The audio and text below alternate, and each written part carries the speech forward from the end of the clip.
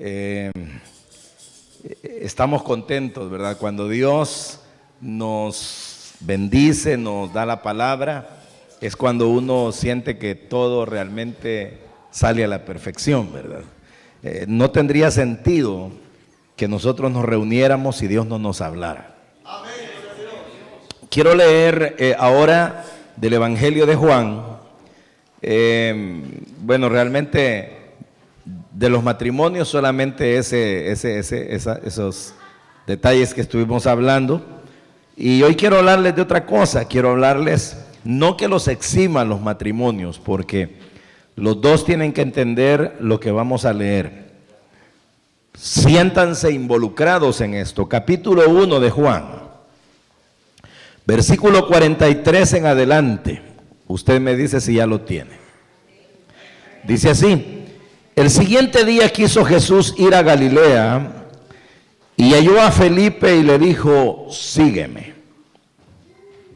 Y Felipe era de Betsaida, la ciudad de Andrés y Pedro. Felipe halló a Natanael y le dijo: hemos hallado a aquel de quien escribió Moisés en la ley, así como los profetas, a Jesús, el hijo de José de Nazaret. Natanael le dijo: ¿de Nazaret puede salir algo de bueno? Le dijo Felipe: ven y ve. Cuando Jesús vio a Natanael que se le acercaba, dijo de él: he aquí un verdadero israelita en quien no hay engaño. Le dijo Natanael: ¿de dónde me conoces? Respondió Jesús y le dijo: antes que Felipe te llamara, cuando estabas debajo de la higuera te vi. Respondió Natanael y le dijo: Rabí, tú eres el Hijo de Dios, tú eres el Rey de Israel. Respondió Jesús y le dijo: porque te dije, te vi debajo de la higuera, ¿crees? Cosas mayores que estas verás. Y le dijo: de cierto os digo, de aquí adelante veréis el cielo abierto y a los ángeles de Dios que suben y descienden sobre el Hijo del Hombre. Amén. Pueden sentarse, hermanos.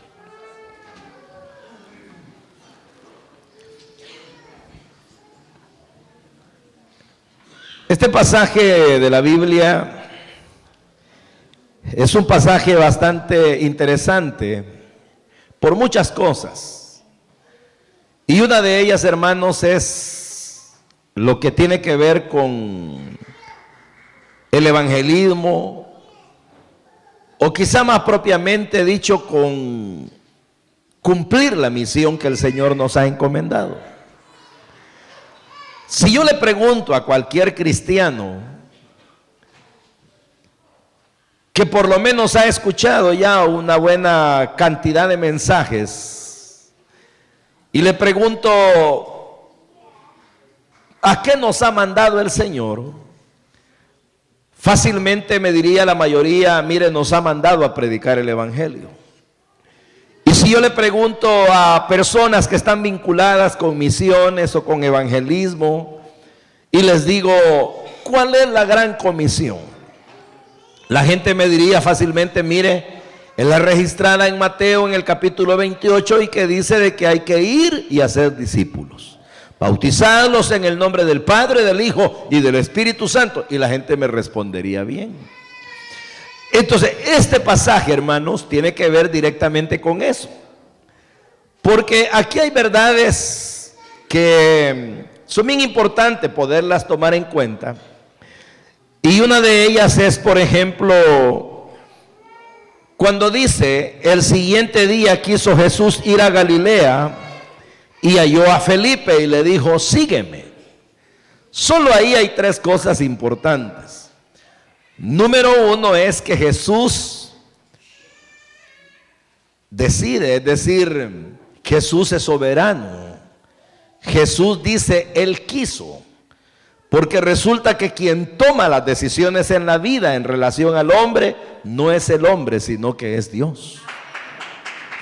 Y en ese sentido, cuando él dice él quiso ir, lo que está determinando es que la voluntad de Dios está muy por encima de todo.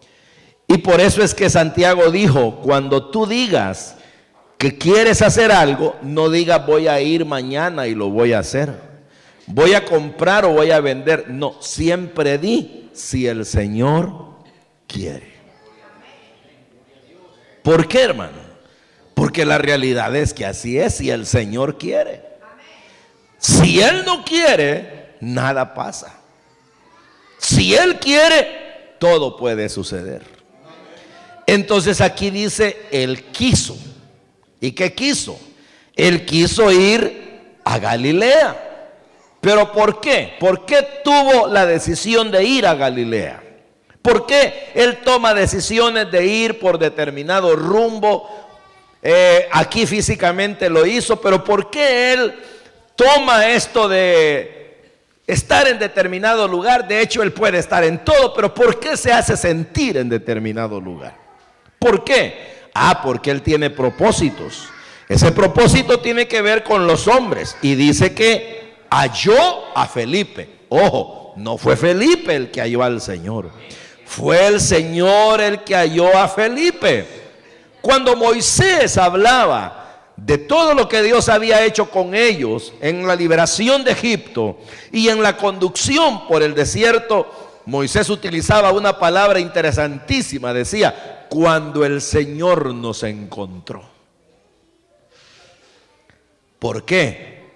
Porque andábamos perdidos. Y Él halló a Felipe, así como un día te halló a ti, me halló a mí.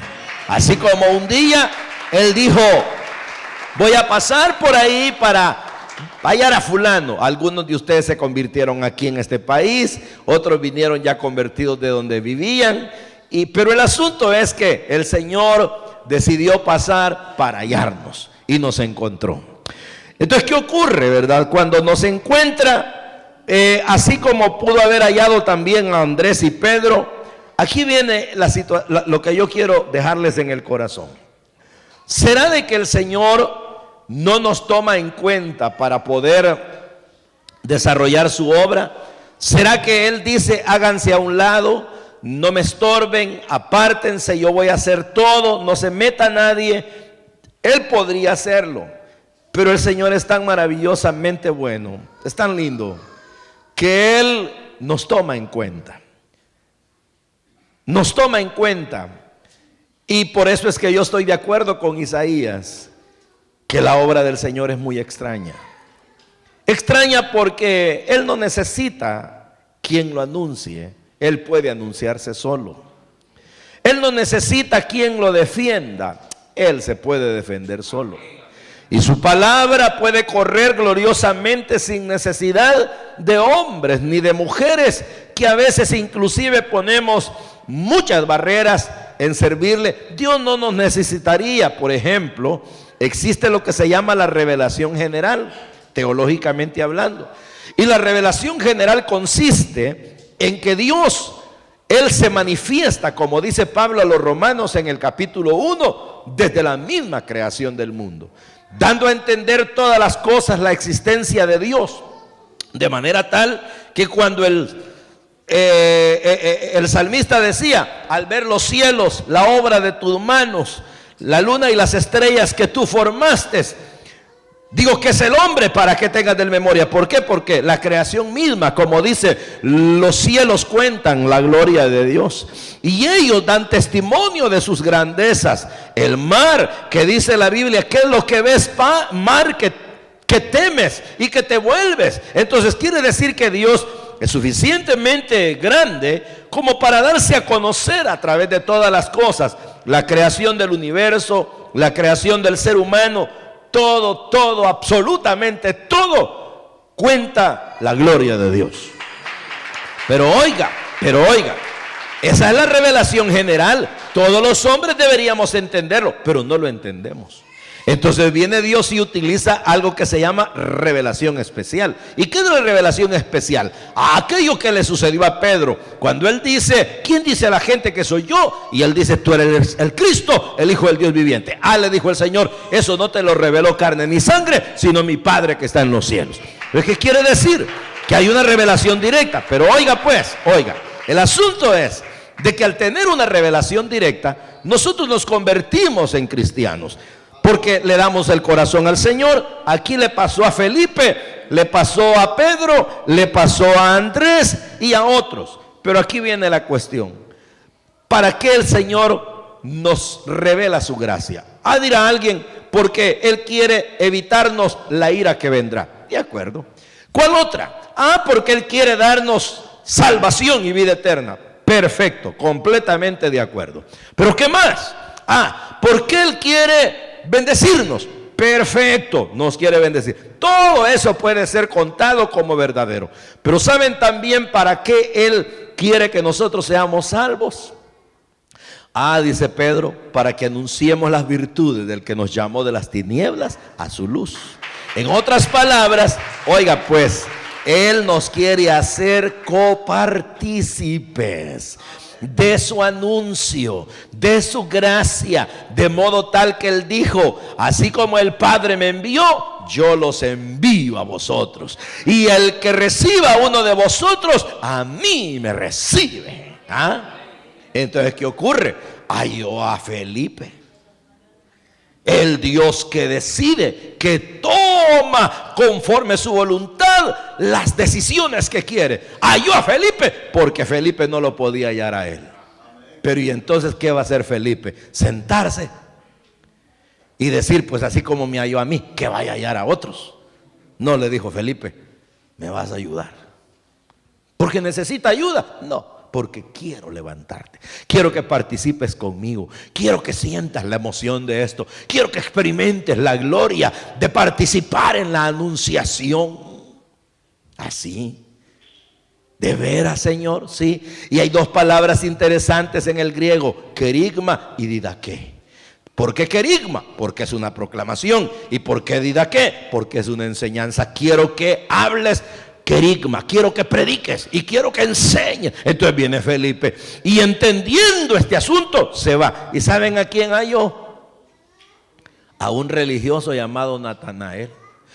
Entonces quiere decir que así nos tenemos que interesar todos nosotros, en ir a buscar a aquellos que no conocen del Señor, o aquellos religiosos que dicen que lo conocen pero no lo conocen, como todos aquellos que están perdidos. Hermanos, si ahí hay una cantidad de personas con diferentes problemas en el mundo, necesitan oír de Jesús. Mi esposa sabe que vamos a California, a una área, a predicar allá, y un día la hija del pastor tuvo una dificultad con una compañera de trabajo.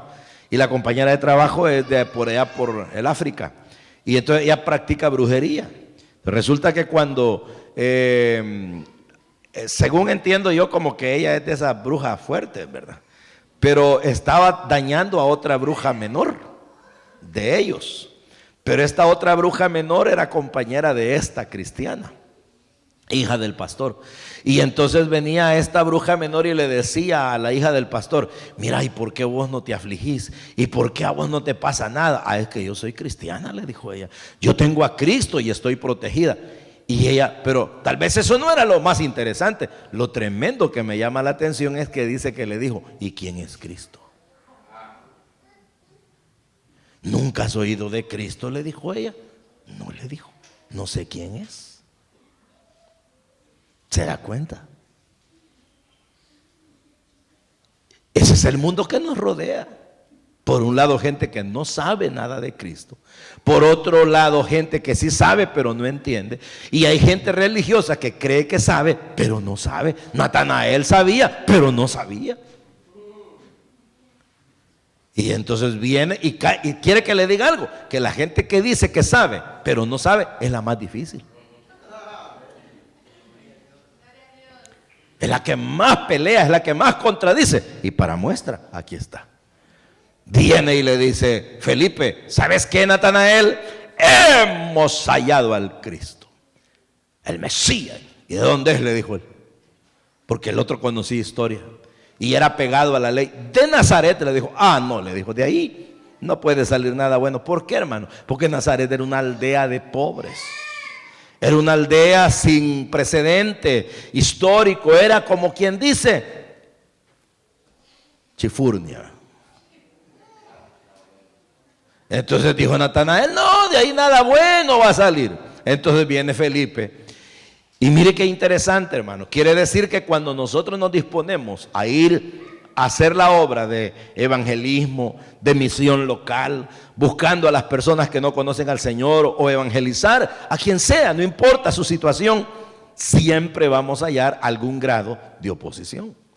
A veces la gente que no conoce al Señor nos va a decir que no, porque es muy pecador y que Dios quizás no lo ama o que ni Dios lo puede perdonar. Así se pone la gente. U otros dicen, es que fíjate que yo no me entrego al Señor porque no quiero ser hipócrita y yo no quiero volverme más pecador, y entonces yo no quiero hacer un voto de consagración y después de eso fallar. Otros dirán, sabes que no tengo tiempo, o sabes que yo en mi religión he nacido y ahí me voy a morir. Y otros dirán, no, es que la gente, a ver, ¿qué va a hablar de mí? Bueno, todo tipo de pretextos.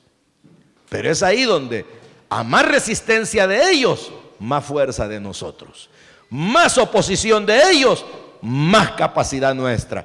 Y Natanael se le quería zafar a Felipe y le decía, de ahí no puede salir nada bueno. Entonces le dijo Felipe, mira, ya que tantos argumentos tenés y ya que te las sabes de todas, hagamos algo. Vamos, ven y ve.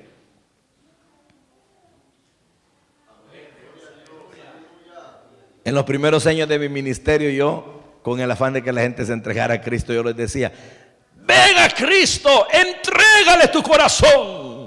Te va a perdonar los pecados, te va a cambiar, te va a dar nueva vida. Ven, pruébalo. Y si no te pasa, me reclamas mañana. Porque te engañé.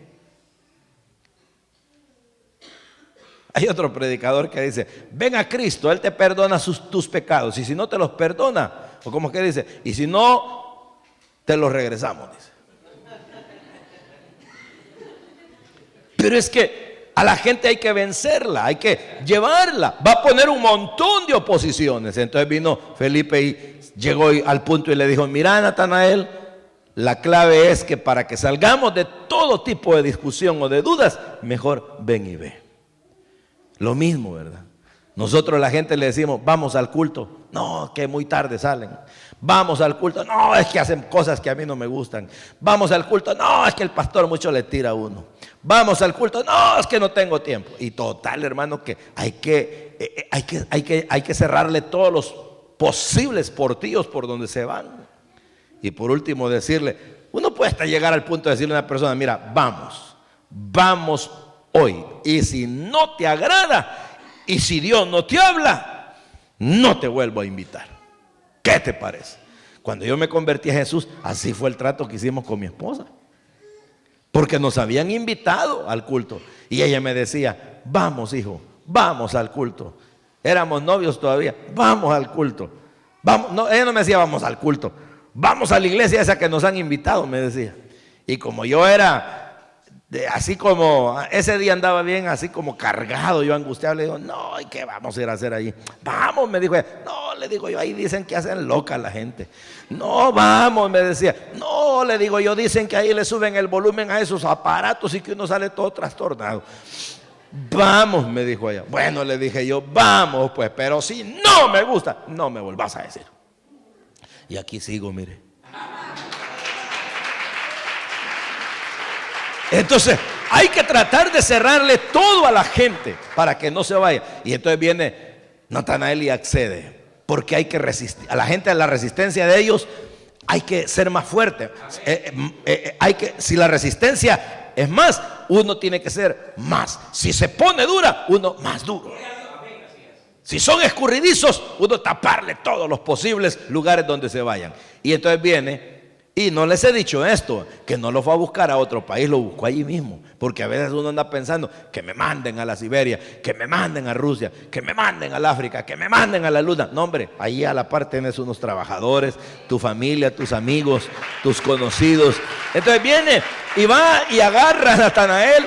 Y por último que Natanael dice, si no me quito a este de encima, me va a perturbar, me va a aburrir, mejor voy a ir a ver. El doctor Cho, el pastor de la iglesia más grande del mundo, cuenta de que en uno de sus libros, que dice de que su congregación ha aprendido a perseguir a los inconversos hasta que los cazan, ¿vea? Entonces, y dice de que habían unos que los hermanos llegaban toda la semana. ¿Qué tal? ¿Cómo está? ¿Cómo le ha ido? Venimos a invitarlo a que vaya con nosotros a una célula. Queremos orar por usted. Y dice de que el hombre le decía a la mujer: estos cristianos me tienen hasta el copete ya.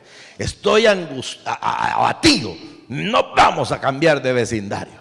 Y dice de que sin que nadie supiera, se fueron para otro lugar, y cuando ya estaban la otra semana en el otro lugar, y que él dijo: ¡qué felicidad! Me quité esos cristianos de encima. Le tocaron la puerta. Y dice que cuando abre la puerta, le dice el que estaba ahí: hola, ¿qué tal? Somos los cristianos de esta área. Nos contaron que se vinieron de allá para acá, y aquí venimos nosotros a decirles que aquí estamos. Entonces dice la historia en el libro que el esposo le dijo a la mujer: mira vos, le dijo, este asunto no nos lo podemos quitar de encima. Dos cosas podemos hacer: o nos morimos o nos entregamos a Cristo. Y entonces dice que se entregaron a Cristo, y ahora es uno de los ancianos de la iglesia. Pero la cosa es no permitir que se vaya. Entonces viene Natanael y llega: vamos pues, con todo y dificultad. Y aquí viene otra parte linda. Y esa parte linda, yo no le puedo decir a usted cómo le puede ocurrir a una persona a la cual usted lleva a Cristo. Lo único que sí le puedo decir es que el Señor es tan abundante, y en la relación personal que tenga con esa mujer o ese hombre, ese joven, ese niño, Dios puede hacer maravillas que ni la misma persona se imagina, ni aquel que lo invitó. ¿Sabe por qué?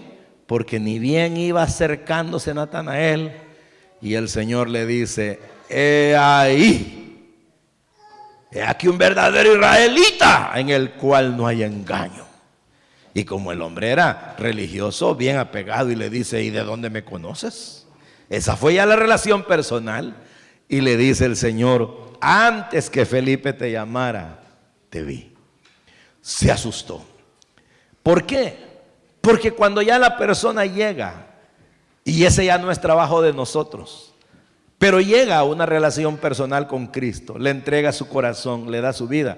Mire, hermano, si bien es cierto, esa persona va a necesitar un mentor, una ayuda, un amigo, una amiga que le guíe, que le oriente, pero lo que Dios va a hacer con esa persona ya uno no lo puede medir.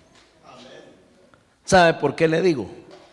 Vaya, por ejemplo, voy a hablar en este caso, tal vez no sea lo mejor, ni pretendo con esto tener una ínfula de nada, pero yo me pongo a pensar. A mí me evangelizó una señora, a mi esposa y a mí, y la hermana era una hermana sencilla, todavía vive, y ella me evangelizaba. Y entonces había otra señora que luego terminó convirtiéndose a la fe en Jesús. Yo no sé por qué le agarró feo, pero el asunto es que como yo era supervisor, y yo tenía que, supervisor en el trabajo, yo trabajaba en una empresa grande, y entonces yo tenía que ir a ver cómo hacían todas las cosas.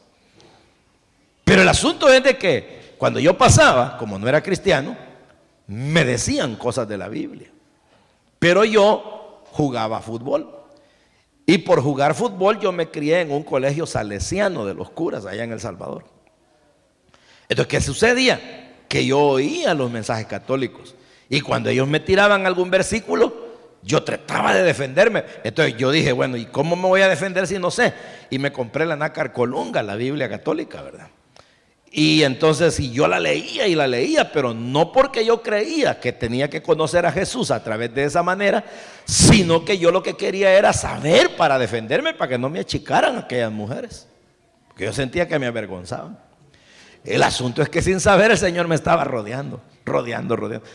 Lo que les quiero decir, que me evangelizaban, y mire, otra cosa fea que yo miraba, que a la hora del almuerzo los cristianos se ponían a pelear entre ellos, ¿verdad? Cada uno a defender su denominación, y yo los miraba y decía: eso es lo que me cae mal de ustedes, les decía yo, porque no se ponían de acuerdo. Pero bueno, esa es otra historia. El asunto es que la señora me seguía evangelizando, y pum, que nos convertimos al Señor. ¿Y qué cree usted? Nomás me convierto a Jesús. Yo creo que ni ella lo soñó, ni yo tampoco. Yo, hermano, me convierto a Cristo y me voy para mi casa a orar. Y como era aquel tiempo del evangelio donde a uno le metían cosas que no son ciertas, ¿verdad? Pero que al fin y al cabo algún significado tenían. ¿Y cuál era? Que a uno le decían que si no lloraba no era convertido de verdad. Y que si pasaba al frente masticando chicle o cosas así, que no era convertido. Y que si uno ni se inmutaba, y sucede que yo miraba que lloraban. Y yo miraba un diácono que pegaba una llorada de esas lindas. Y yo decía, cuando yo me convierta, ese diácono que me lleve. Y cabal, cuando yo levanto la mano, me puse cerca de él y él me llevó. Él lloró, pero yo no. Entonces yo me entregué a Jesús y yo le dije a Jesús unas palabras, ¿verdad?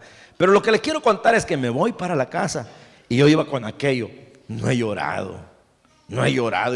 Mi idea en ese momento era llorar. Y que me puse a orar ya muy noche, como a las 10, 11 de la noche me puse a orar. Y de verdad le digo, sí me quebró Dios, ¿verdad? Me quebró, y no digo que con eso me perdonó mi pecado, ya me los había perdonado, pero yo quería llorar. Pero Dios me quebró, y me quebró, pero en esa quebrantada que me dio, hermano, al siguiente día que yo voy a tener contacto con aquellas 500 personas, ahí habían amigos léperos, ¿verdad? Ahí habían de aquellos compañeros de parranda, ahí habían aquellos que eran mal hablados, habían mujeres que, bueno, habíamos tenido alguna amistad, y llegó yo diciéndoles a todos a partir de aquel momento, buenos días, quiero decirles que ayer le entregué mi vida a Jesús. Y empiezo a pedirle perdón a todas las personas que había ofendido. Y los que eran léperos me decían, vos estás loco. Me insultaban y me decían de todo. Y comenzó un compromiso con Dios de predicar, de predicar, de predicar, de predicar y predicar y predicar y predicar y predicar todos los días de mi vida. Hasta que el Señor me fue permitiendo pues ser tomado en cuenta en la congregación, al punto que llegué a ser su pastor. Soy pastor de ahí. Y mire pues, mire, y soy pastor de una organización grande, a Dios gracias. La iglesia que yo pastoreo tiene 65,000 miembros. Aquí hay una miembro de nuestra congregación que fue allá, y yo soy uno de los principales pastores. Pero no solo eso, de mi ministerio han salido cantidad de pastores. En mi ministerio se han fundado muchas congregaciones. Tenemos iglesias en Australia, en Europa, en América del Sur, en toda América, en América del Norte, en todo El Salvador, en Centroamérica. Y gracias al Señor, pues yo soy uno de los pastores principales de toda esa organización. Represento para la iglesia de mi país una persona de confianza. Pero ¿por qué le estoy diciendo todo esto? Reitero, no es ínfula, solo quiero ponerlo como ejemplo. Nunca se imaginó aquella mujer que al estarme insistiendo que yo le diera mi vida a Jesús, Dios me estaba esperando para convertirme en un ministro del evangelio. Ni yo tampoco, porque lo único que yo quería era sentirme perdonado. Pero jamás me imaginé que detrás de ese perdón Dios tenía cosas tan maravillosas. Y aquella porción de la Biblia en Corintios que dice, cosas que ojo no vio, ni oído oyó, ni han subido al corazón del hombre, son las que Dios tiene preparadas para los que le aman. Y aquello que la Biblia dice, todas las promesas de Dios son en Cristo, en Él sí, en Él amén, a través nuestro, se hicieron una realidad y se siguen haciendo una realidad.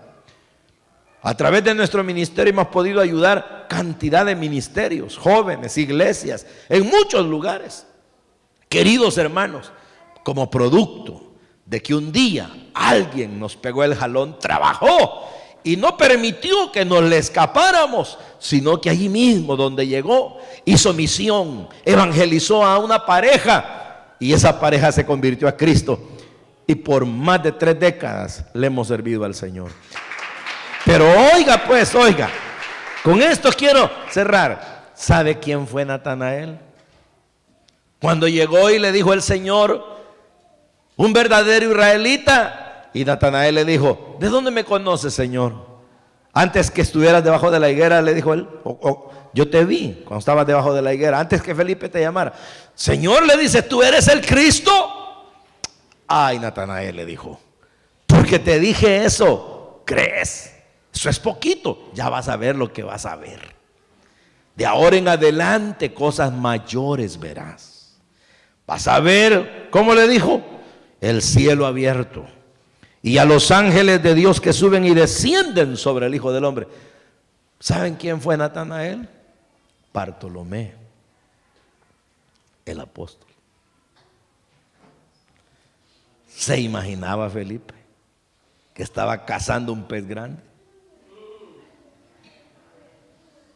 ¿Ah? Entonces uno se pregunta, ¿y eso solo ocurrió allá? ¿O ocurre así de vez en cuando? ¿O puede ocurrir todos los días? ¿Ah? Puede ocurrir todos los días. Lo único que Dios quiere es corazones dispuestos. Gente que le diga sí, gente que le acepte el desafío y gente que no esté pensando en lo que puede hacer cuando al alcance tiene cosas más factibles.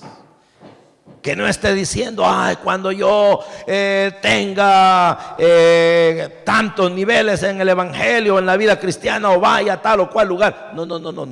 No, hay que empezar a trabajar desde ya.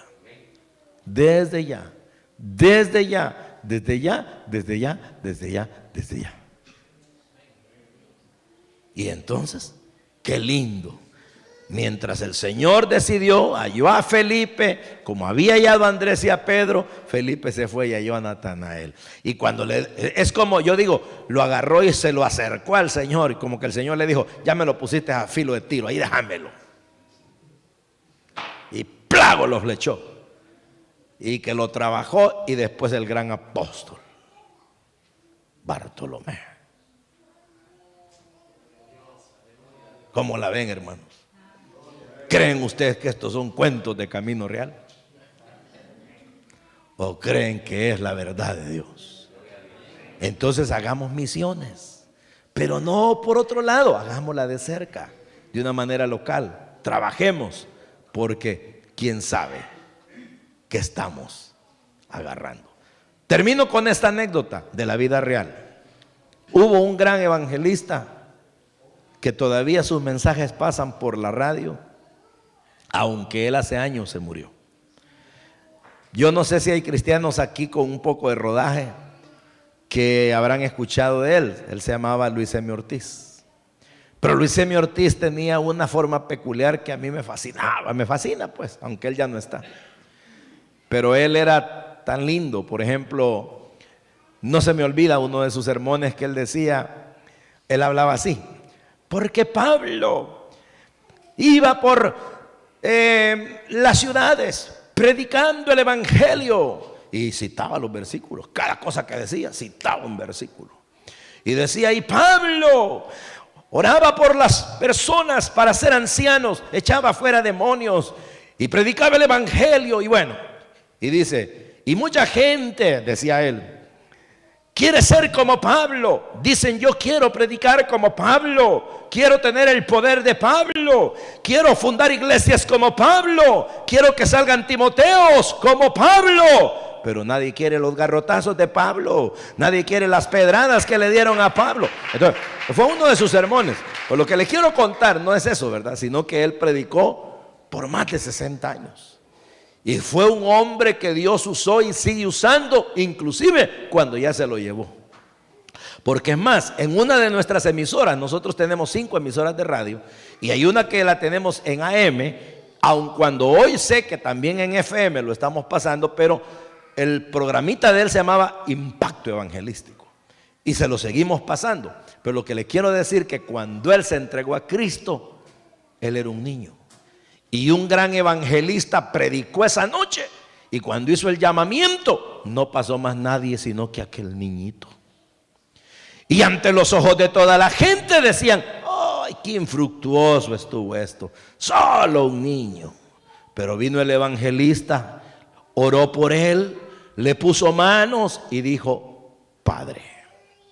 Esta noche solo ha aceptado este niño, pero yo te pido que lo unjas, que lo transformes en un siervo tuyo y que por sus labios miles de personas te conozcan a ti.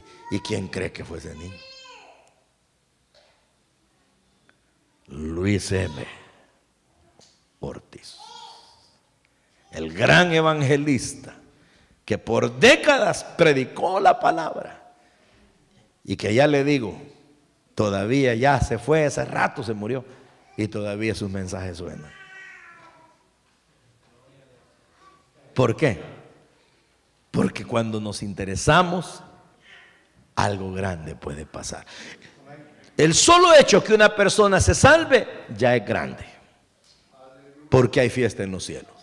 Pero si esa persona que se salva, encima de eso se convierte en un Bartolomé, hermano, qué corona. Hay tantas cosas que quisiera hablarles, tiempo hace falta. Pero le diré que las personas que ganemos para Cristo son una de las coronas que se nos dará. ¿Sabe cómo se llama esa corona? Corona de gozo.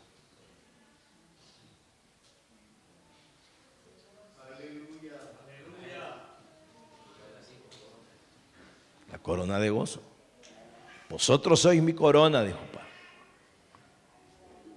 Entonces quiere decir que cada persona, hoy que fuimos a ver esto de la Biblia, dice cómo ha influido la Biblia, y vimos una de las coronas. ¿No viste la corona? Una corona hermosísima y tenía un montón de piedras preciosas alrededor.